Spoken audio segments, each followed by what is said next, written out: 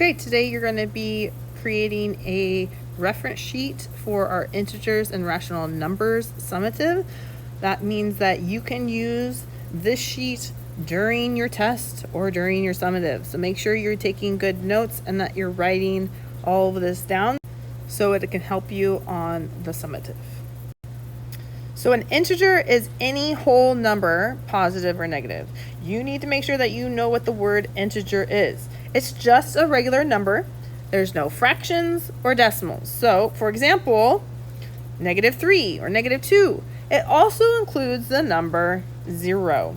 So go ahead and I would probably write what the numbers look like for the word integers. So write integers, they're whole numbers, positive or negative, and it also, I'm going to go ahead and also includes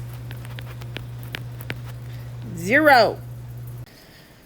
So this is going to help, the negative words is going to help you when it's talking about like 15 below for the temperatures, or maybe a withdrawal, right? So all of these words here are negative words. So write the words down like below, loss, under, down, withdrawal, drop, decrease. So if you're seeing these words, they are negative numbers. So minus, right? However you want to think of it, but these are negative words.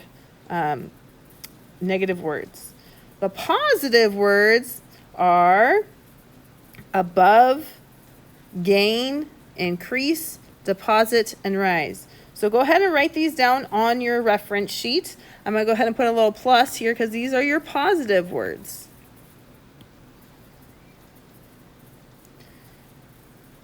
Next, we have absolute value.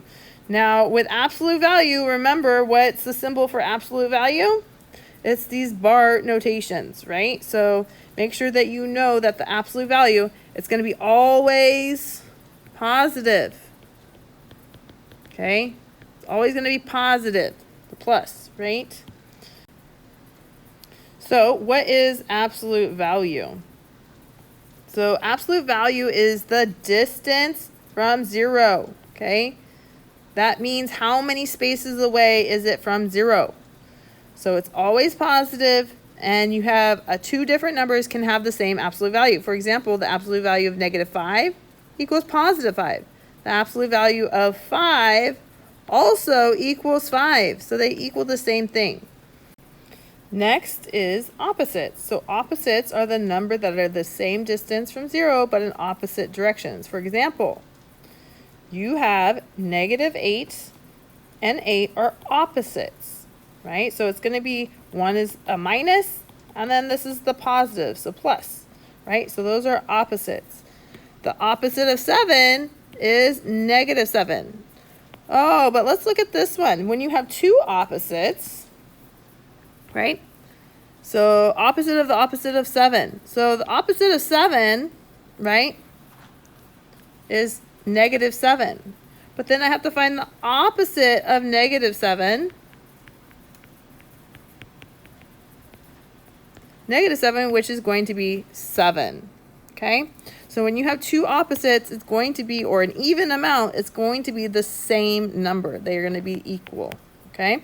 When you have an odd number, it's going to be the opposite. So if this is a positive, this would be a negative. If this was a -7 and you wanted the opposite, it would be +7. Okay? All right, so these are some amazing decimals that are already converted for you. You wouldn't have to type it into the calculator. So if you write these down on your reference sheet, you would be ahead of the game, right? So I would write fractions to decimals. 1/3 equals 0.33333, and it keeps on repeating forever. Then I write 2/3 equals 0.666, and it repeats forever. 1/4 equals 0.25. 3/4 equals 0.75. Then you have 1/5 equals 2/10. 2/5 equals 4/10. 3/5 equals 6/10, and 4/5 equals 8/10. Now with the ninths, which is kind of cool, ninths just repeat, right? So if you have this number here, it's just going to be repeating 1s, 2s, 3s, and so on and so forth. So 1/9 equals 0.1111, repeating. 2/9 equals 0.2222, repeating, okay? So let's go ahead and look at this here. So how do you change, just in case, this is how you change a fraction, fraction into a decimal, right? You take this 1, and this means divide by 3, right? So this says 1 divided by 3. So then you have 1 divided by 3. So to do that, you just set up your division, 1 divided by 3, and then figure it out and use your long division to solve that. I would write down almost all of these. If you want more decimal fractions to decimals, go ahead and write that in.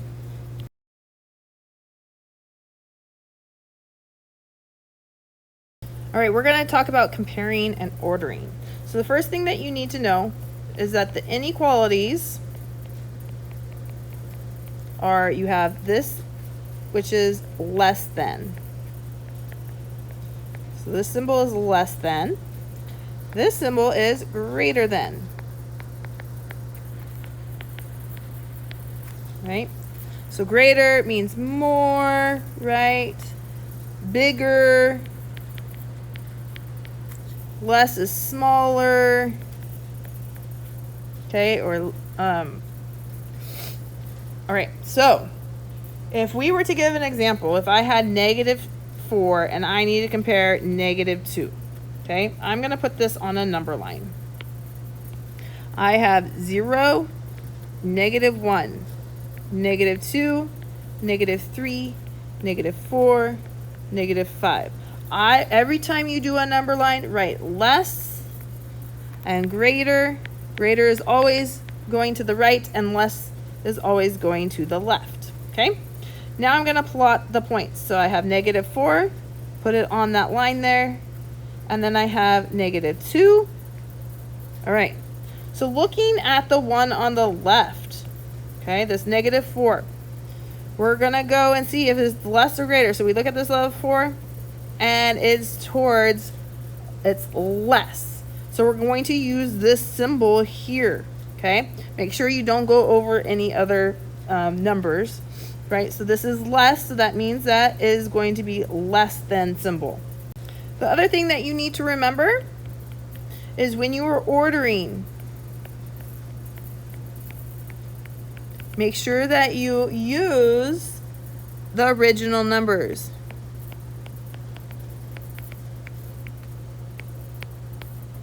Okay, so if you had like 3/4, 0.7, and 0.76, right? And you change this to 0.75, right?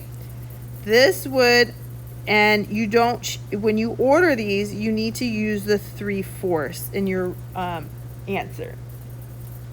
All right, you're gonna have to explain your comparing.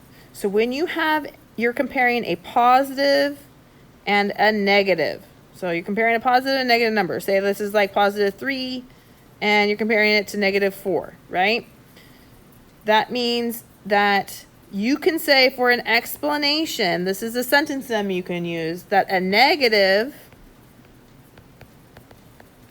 is always less than a positive. Or you can say a positive is always greater than a negative. Okay, so in this case, I have a positive first, so it's going to be 3 is greater than a -4. All right, so if you are comparing, let's say, a negative and a negative, right? So like a negative, and then you're comparing with another negative. So let's say -10 and -4, right? We're going to compare. So when you're comparing a negative and a negative, you're going to talk about the number, whatever number is, right, is closer to 0. Right? So if negative 10 and negative 4, right, you have 0. We're going to just do negative 5, negative 10. Here's negative 10. Negative 4 would be here. Negative 4 is closer to 0, so that means that it's greater. And negative 10 is less. Okay? Now, if you're comparing two positives, right, a positive, let me change the color. A positive and a positive, right, if I'm comparing a positive and positive, then you can also say that the number is closer to 0 is less. Oh, I meant to say the number is closer to 0 is greater. Here are some graphing tips. So make sure that you scale your graphs or skip count, right? Or the same increments, right? So in this case, I'm skip counting by ones. Each one between these little tick marks is one number. So it's one whole, right? So it's 1, 2, 3.